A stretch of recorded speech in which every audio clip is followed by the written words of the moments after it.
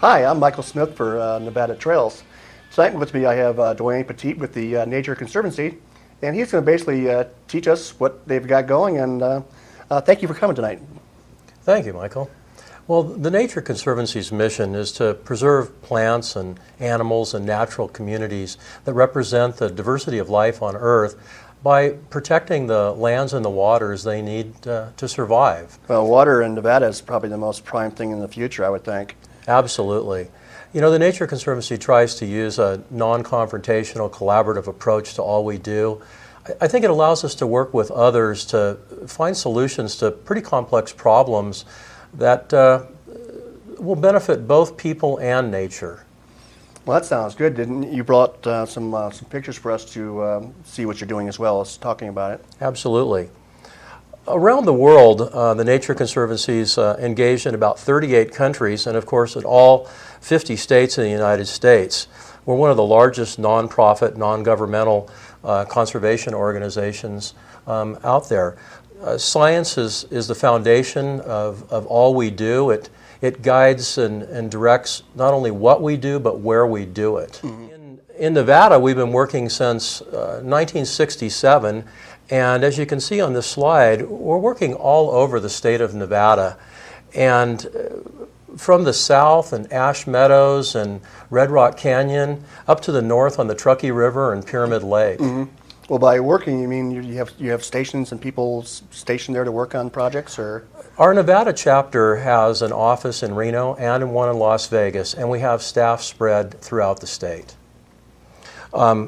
Even though we are a global organization, much of our work is focused locally in local communities, mm-hmm. such as here along the Carson River. And the Carson River is one of our priority projects in the state of Nevada. Well, why is the Carson River so important? I keep on hearing about it all the time. And is this just a one big long river, or is that the situation? Where is it? Where does it start and where does it go?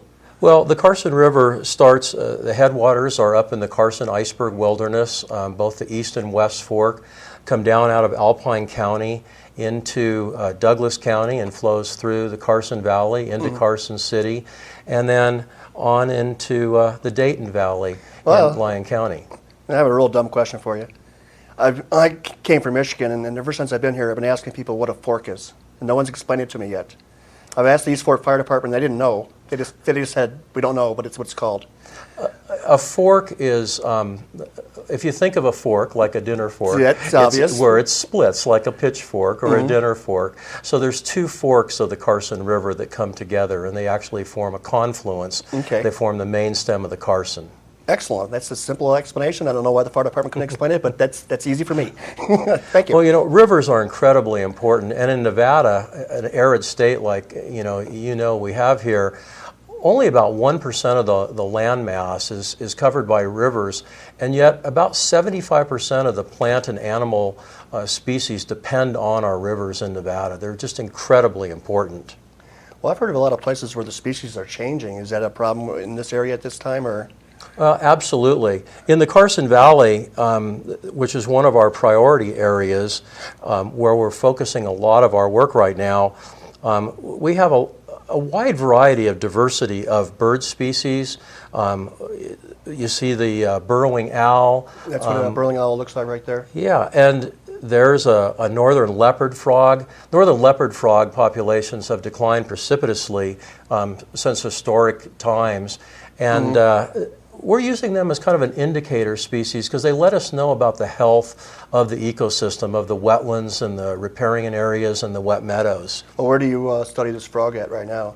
Well, fortunately, one of the places where we see the northern leopard frogs is on River Fork Ranch, which is one of the Nature Conservancy's preserves in the Carson Valley.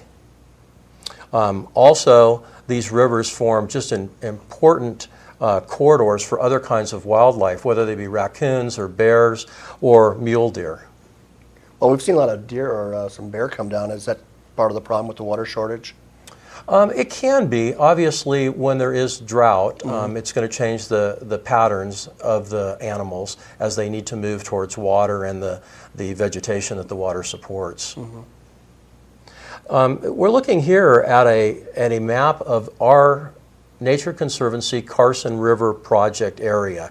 And you can see, as we described earlier, how the river starts with the east and the west forks up in the Sierra Nevada mountains, flows down out of the mountains and into the Carson Valley, and then continues on through Carson City and into Lyon County through the Dayton Valley, and then out to the Lahontan Delta. That's a good map. And that is the area that we're focusing our attention on the Carson River right now. And while we are engaged throughout that entire watershed, most of our work right now is focused in the Carson Valley. That's where the bulk of our activities are going Well, sounds like we're pretty lucky to have you here. You know, there's several threats that are occurring to the viability of our water, our precious water supplies, and certainly real estate development in the floodplain right up against the river is one of them. This slide, I think, depicts pretty graphically the type of things that we're concerned with. You know, when the real estate development starts crowding the river, it really makes it difficult for the river to function as a natural system and meander. It starts eliminating the buffer zones and really can interfere with some of the great ecosystem services that river provides in the way of floodwater attenuation and things like that. Well, one thing I've noticed since I've been studying the water systems is this river's changed a lot over the years. It absolutely has, and river systems do change over time. And one of the ways that you can preserve a living river, a natural river, is to not develop right next to the river and give it room to naturally move. Now, sometimes rivers are changed by human activity. And one of the other threats to our watershed here, and the river in particular, is some manipulations, you know, caused by humans. Some artificial straightening, some armoring of the banks, and things like that really decrease the ability of the river to function in a natural manner. Well, one of my problems with the river is and the flooding is people don't seem to know what the future the tests don't seem to be accurate for the future, where people keep on saying that previous studies aren't done right and need to be done again. And I don't know what that means. Does that mean that what FEMA has out there isn't accurate and they're saying they need to do another study? Well, I'm just hearing things like that. I don't know. Certainly, science, there's a lot of uncertainty to science. I mean, we're always learning, we're always growing in our understanding and our knowledge. There are some areas in the Carson Valley, for example, that the FEMA maps have left out some areas that were flooded in the 1997 flood that probably should have been included. And so there is some effort now to bring those maps up to date. Well, the increase in population just since 1997, it's a big difference from then to now anyways. Absolutely, and it's critical that those maps be updated. You know, another threat to the river and to the natural system is invasive species, both aquatic species such as bullfrogs and crayfish, but also invasive plant species such as whitetop. And you know, this slide here shows some of the whitetop along the Carson River. A little further downstream in the Dayton Valley area, it almost becomes a monoculture. It almost takes over from all other vegetation. It's not native. It is exotic. It's very difficult to eradicate. Well, what can we do about it? Well, one of the main things that we can do is to not bring it into the area, to be very careful about the spread of it. And then once it gets established, even in a small way, we need to work with the local weed management organizations to do everything we can to mitigate or eradicate it. So it basically it's a white top plant. Just call you and find out if you have it in your house or in your yard or whatever. Yes, it's primarily something you'd see in agricultural or more open areas rather than around a residence. But if I had a ranch and I suspected I had a problem, I could call you and just send somebody out to check it out? The University of Nevada Reno Cooperative Extension Office has weed specialists that would help you with that. They have pictures they can provide you with, or they have specialists that can help you identify it. So this has been out for a while. It's not a new problem? Absolutely. Okay. You know, when we decide where we're going to work and what we're going to do, we have to decide what are our targets going to be. What are we trying to preserve? On the Carson River, one of the things that we want to preserve is both the cottonwood and the willow riparian zones along the river. Those are critical habitat to untold numbers of birds and other species. Very, very important. In addition to the riparian areas, we also have wetlands. Wetlands are very, very important.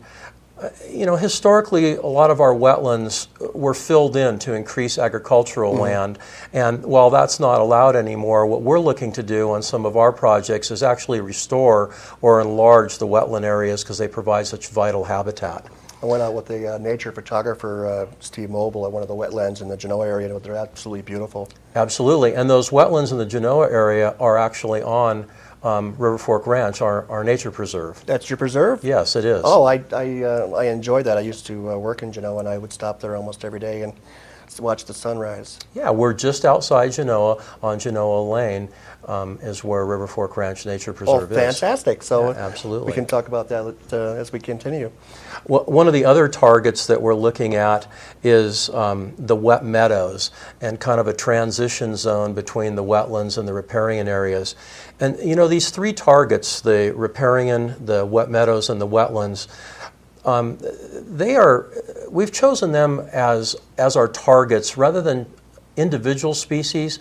They're you can think of them as kind of an umbrella target. They're coarse scale, but they provide an umbrella over top of other species, presumably by protecting and preserving wetlands and riparian areas and wet meadows. We're going to be conserving the habitat needs of all the species, plants and animals that reside in those communities. Well, it sounds like you can get a lot of information for us tonight. I'm enjoying it. What's the next situation? So moving on from there, we have several different strategic objectives or strategies that we employ to protect our areas, protect our targets. Certainly one of them is land acquisition, and in the Carson Valley, we have River Fork Ranch.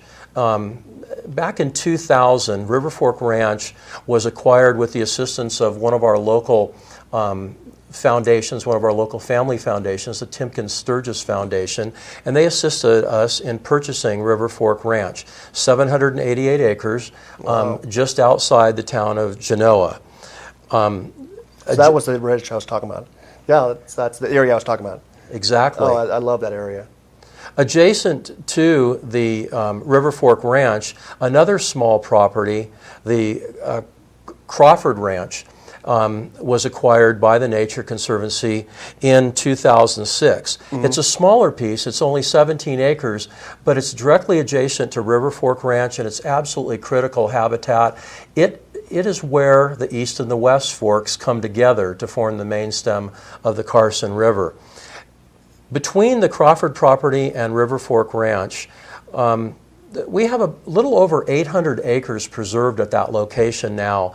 And oftentimes we think of 800 acres as kind of a threshold size for the minimum number of acreage necessary for some of our key species that we're trying to protect.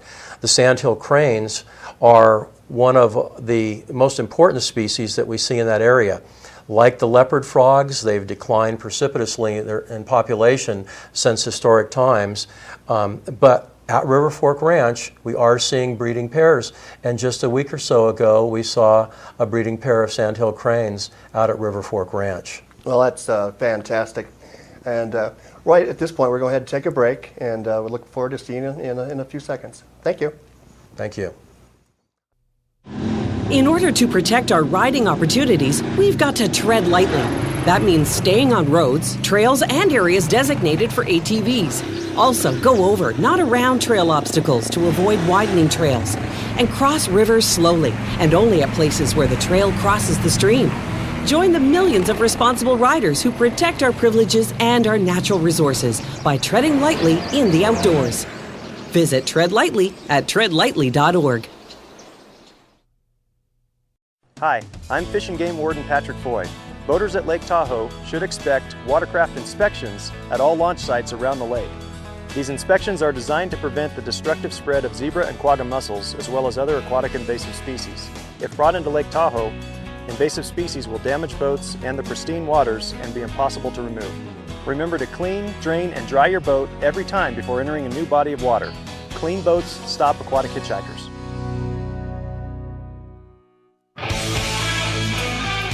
Hi, we're back. In this segment, Duane's going to start telling us about the, in addition to the strategies for their acquisitions. Thank you for educating me so far. Sorry. Well, thank you for having us. In addition to our land acquisition strategies, we also are working on developing some techniques for sustainable agriculture. And we've been working with some of the local ranchers, specifically Bentley Agrodynamics, one of the largest ranching firms down in the valley.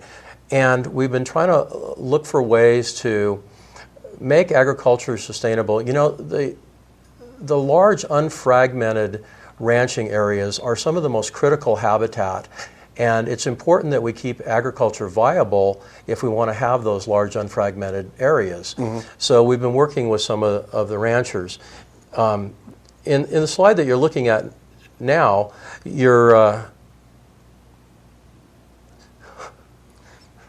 Well, I see a slide with a river going through it. Yes. But the previous slide I saw was the same kind of picture I saw from our balloon show.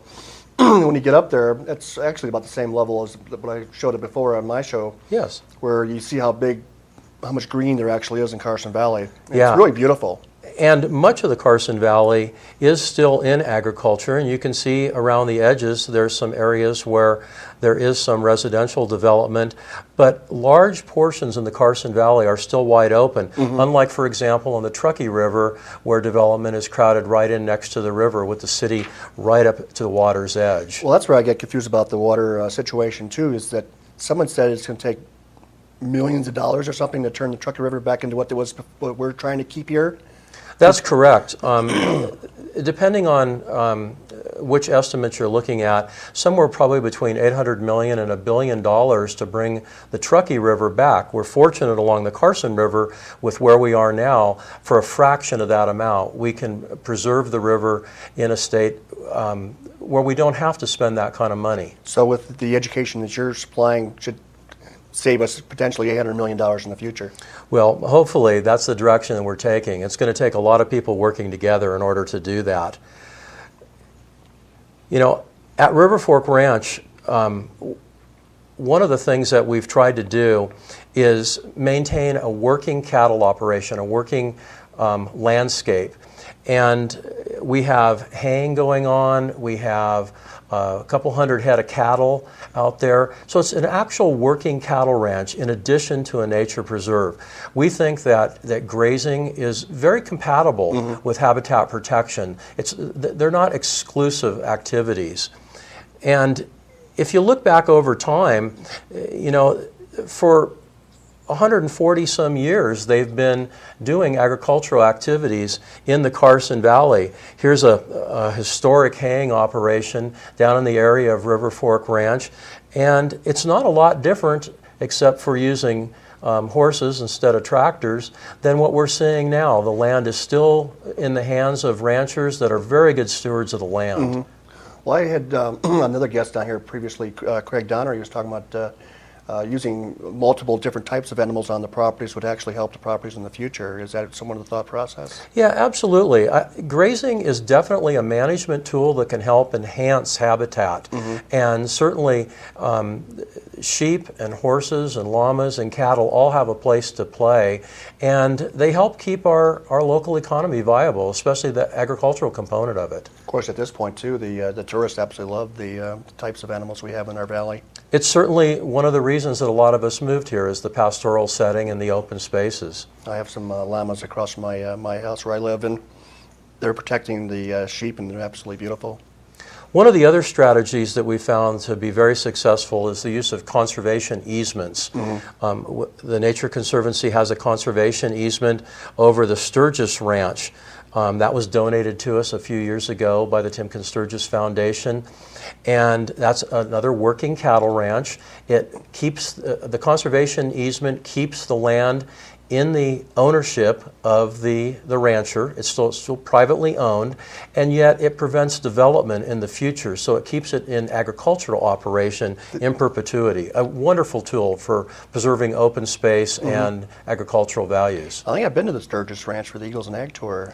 Absolutely. It was absolutely beautiful. Absolutely. So and our ranch in the valley and the Sturgis Ranch and many of the other ranches participate in the Eagles and Ag activity each year. It's just a wonderful Well, that's fantastic. program. I absolutely get educated quite a bit on both times I've gone to it. Another conservation easement that we have in the Carson Valley is at Kerman Field. This is one of Bentley Agrodynamics ranch areas. It's downstream of the Cradle Bob Bridge off of Highway 395. Just a wonderful area. And we worked with Don Bentley and his company to protect that area. Again, it'll be protected from development in perpetuity. One of the best stretches for cottonwood willows along the entire river.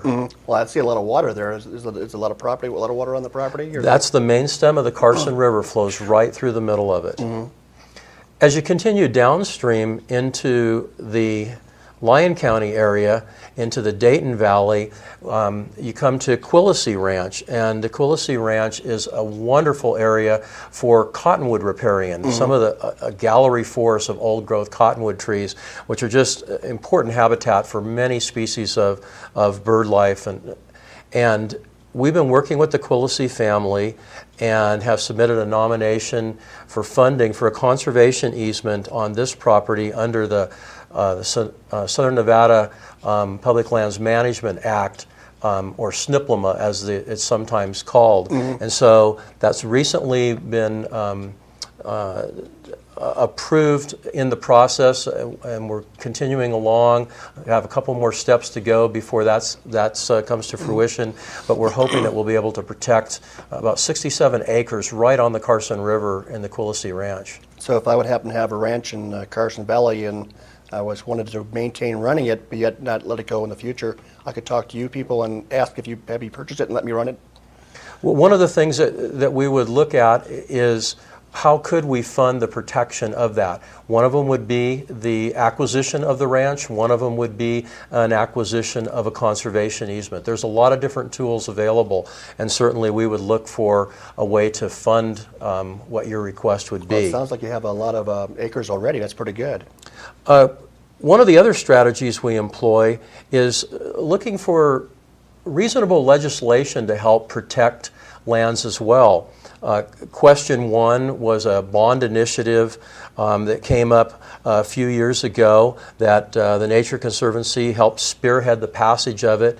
It garnered over $200 million for the protection of critical habitat throughout the state. That's fantastic. Including $10 million specifically designated for the Carson River. That's fantastic. One of our other key strategies along the river is habitat restoration. And what we're trying to do is bring the river back to a more normal, natural functioning system. And one of the ways to do that is to try to help the river reconnect with the floodplain. Some of our historic activities, such as dredging and piling of berms along the side of the river, have disconnected the river from the floodplain.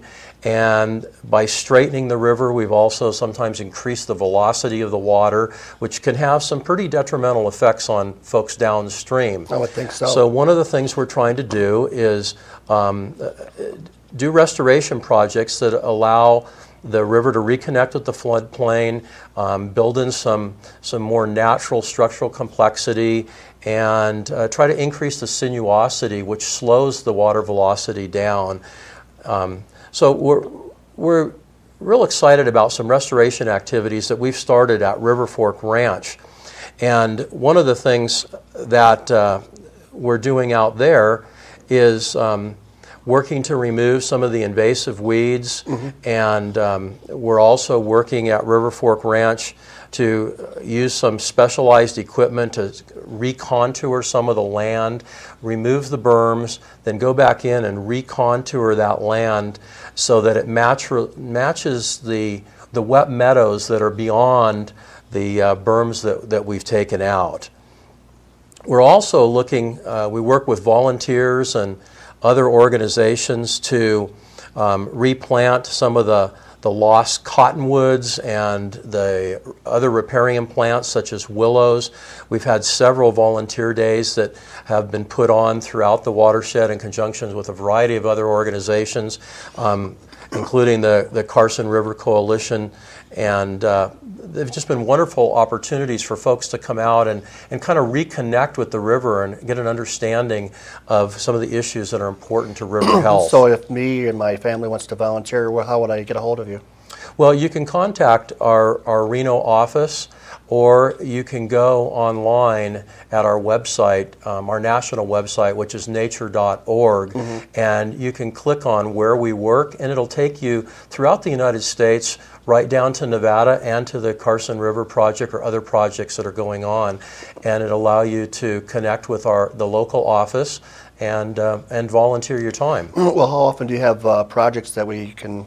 Is it all the time on these ranches, or is it just once in a while? Or there's things going on quite often, not necessarily in any one particular place, but between the Truckee River and the Carson River, folks in our local area have plenty of opportunities to volunteer, either through us directly or through some of the partner organizations we work with. a lot of it sounds fun to me, to get out there and get a little dirty. One of the key things that we think is environmental education. Definitely. We think it's absolutely critical that the public have access to some of these areas so they gain an understanding of the river and the river health issues.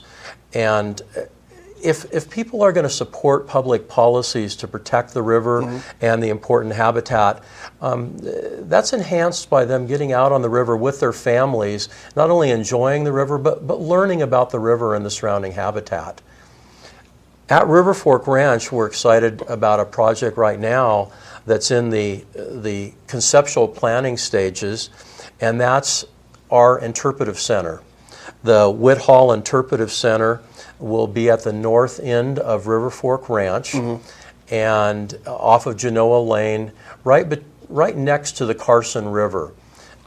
It will be kind of the hub of our educational and interpretive activities in that area. It will be a trailhead that will connect with several other trails in the area. We work collaboratively with the Carson Valley Trails Association. They're great and people. with some of the other local property owners, with the U.S. Forest Service, so that we can have connectivity of the trails that are on River Fork Ranch and the surrounding area. One of the things that we're excited about at River Fork Ranch is we'll have some birding trails that folks can go on and get out close to nature, but we're also going to have a shorter interpretive trail that'll be fully accessible to special needs guests and visitors. It will just be an incredible opportunity to get out into nature, see a wetland, see the riparian area, see the wet meadow, and hopefully some of the wildlife that inhabit those areas. And this visitor center will be the hub for all of that activity. Well, it sounds perfect, because instead of being on the side of the road that the guy was telling you about for my morning look at the sunrise in the marshes, I get to be at the Whitehall Center. The Whitehall Interpretive Center. And it'll be like right in the same area I was talking about in Genoa. Yes, it'll be just outside Genoa, off of Genoa Lane. Then I can tell everybody, all my friends, to go to my secret spot without getting in trouble. That's correct. We're not quite there yet. We'll be breaking ground hopefully in February of 2009, and hopefully we'll be in the Interpretive Center later in next year. Well, Duane, thank you for being on the show, and I hope you come back and tell us about the Whitehall Interpretive Center, and I plan on going there as soon as it opens. Thank you for coming on the show. Thank you very much. I appreciate it. This has been Michael Smith for Nevada Trails.